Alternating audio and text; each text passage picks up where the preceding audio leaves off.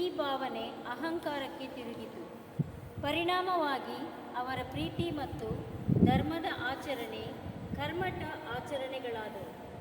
ಈ ಕರ್ಮಠ ಸಂಪ್ರದಾಯಗಳಿಗೆ ಯೇಸು ಎಂದೂ ತಲೆಬಾಗಲಿಲ್ಲ. ಈ ಕಾರಣಕ್ಕೆ ಜನರ ಮುಂದೆ ತಲೆಬಾಗದ ಅವರನ್ನು ಶಿಲುಬೆಯಲ್ಲಿ ತಲೆಬಾಗುವಂತೆ ಮಾಡಿದರು. ಆದರೂ ಅದೇ ಶಿಲುಬೆಯ ಕೆಳಗೆ ನಿಂತಿದ್ದ ಆ ಜನರನ್ನು ನೋಡುತ್ತಾ ಪ್ರಭು ಆ ಕ್ಷಣದಲ್ಲೂ ಅವರಿಗಾಗಿ ಪ್ರಾರ್ಥಿಸುತ್ತಾರೆ, ತಂದೆಯೇ, ಇವರನ್ನು ಕ್ಷಮಿಸು. ತಂದೆಯೇನೋ ಇವರನ್ನು ಕ್ಷಮಿಸಬಹುದು, ಆದರೆ ಆ ಹೃದಯಗಳು ಕರಗುವುದು ಎಂದು. ತಾನು ಹರಿಸುವ ಬಿಸಿ ನೆತ್ತರೆ ಈ ಎದೆಗಳನ್ನು ಕರಗಿಸಬೇಕು. ಚಿಂತನೆ: ಕುಟುಂಬದಲ್ಲಿ ದೈಹಿಕ ಹಿಂಸೆ ಕಡಿಮೆ ಇರಬಹುದು, ಆದರೆ ಮಾತಿನಿಂದ, ಮೌನದಿಂದ ಮಾನಸಿಕವಾಗಿ ಅನೇಕರನ್ನು ಚುಚ್ಚಿ ಅವರನ್ನು ಶಿಲುಬೆಗೆ ಜಡಿದಿರುತ್ತೇವೆ. ನಾವು ಮಾಡಿದ್ದು ತಪ್ಪು ಎನಿಸಿದಾಗಲೂ ಕಿಂಚಿತ್ತಾದರೂ ಪಶ್ಚಾತ್ತಾಪ ನಮ್ಮಲ್ಲಿ ಮೂಡುವುದಿಲ್ಲ. ಪಶ್ಚಾತ್ತಾಪ ಮೂಡಿದರೂ ಮಾಡಿದ ತಪ್ಪಿಗಾಗಿ ಕ್ಷಮೆ ಕೇಳಲು ಎನಿಸುವುದಿಲ್ಲ. ಕ್ಷಮೆ ಕೇಳಲು ಬಂದವರನ್ನು ನಾವು ಕ್ಷಮಿಸುವುದಿಲ್ಲ. ಇಂದು ನಮ್ಮ ಕುಟುಂಬಗಳಲ್ಲಿ ಆಂತರಿಕ ಕಲಹ, ಪತಿ-ಪತ್ನಿಯರ ನಡುವೆ ಸಂಶಯ, ತಂದೆ-ತಾಯಿಗಳ ಮತ್ತು ಮಕ್ಕಳ ನಡುವೆ ಹಂತಹಂತವಾಗಿ ಬೆಳೆದು ಕುಟುಂಬದ ಸಂತೋಷವೇ ನಾಶವಾಗುತ್ತಿದೆ. ನಮ್ಮ ಕುಟುಂಬಗಳು ಒಡೆದು ಹೋಗಬಾರದು ಎನ್ನುವುದಾದರೆ ಒಬ್ಬರನ್ನೊಬ್ಬರು ಕ್ಷಮಿಸುವ ಮನಸ್ಸು ಹೊಂದಿರಬೇಕು. ಪ್ರಭು ಯೇಸುವೇ, ನೀವು ನಿರಪರಾಧಿಯಾದರೂ ಶಿಲುಬೆಗೆ ಜಡಿಯಲ್ಪಟ್ಟಿರಿ. ಎಷ್ಟೋ ಸಾರಿ ನಿರಪರಾಧಿಗಳಾದ ನಮ್ಮನ್ನು ನಮ್ಮ ಮನೆಯವರು, ಬಂಧುಗಳೇ ಅಪರಾಧಿಗಳಂತೆ ಕಂಡಿದ್ದಾರೆ. ಆದರೆ ನಾವು ಎಂದಿಗೂ ನಿರಪರಾಧಿಯೊಬ್ಬರನ್ನು ಶಿಲುಬೆಗೇರಿಸುವ ಪ್ರಯತ್ನ ಮಾಡದಂತೆ ನಮ್ಮನ್ನು ಆಶೀರ್ವದಿಸಿ. ಸ್ವರ್ಗದಲ್ಲಿರುವ ನಮ್ಮ ತಂದೆ, ನಿಮ್ಮ ನಾಮ ಪೂಜಿತವಾಗಲಿ, ನಿಮ್ಮ ರಾಜ್ಯ ಬರಲಿ, ನಿಮ್ಮ ಚಿತ್ತ ಸ್ವರ್ಗದಲ್ಲಿ ನೆರವೇರುವ ಪ್ರಕಾರ ಭೂಮಿಯಲ್ಲಿಯೂ ನೆರವೇರಲಿ.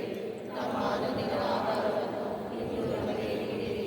ನಮಗೆ ತಪ್ಪು ಮಾಡಿದವರನ್ನು ನಾವು ಕ್ಷಮಿಸುವ ಪ್ರಕಾರ ನಮ್ಮ ಪಾಪಗಳನ್ನು ಕ್ಷಮಿಸಿ. ನಮ್ಮ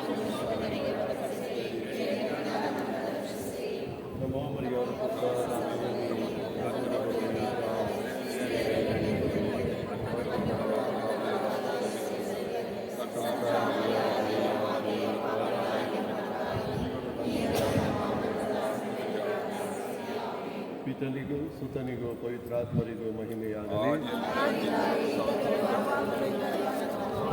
ನಮ್ಮ ಮೇಲೆ ದಯೆ ತೋರಿ ಸ್ವಾಮಿ.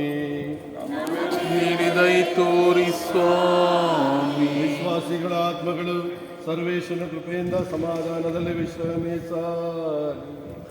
ಆಮೆನ್.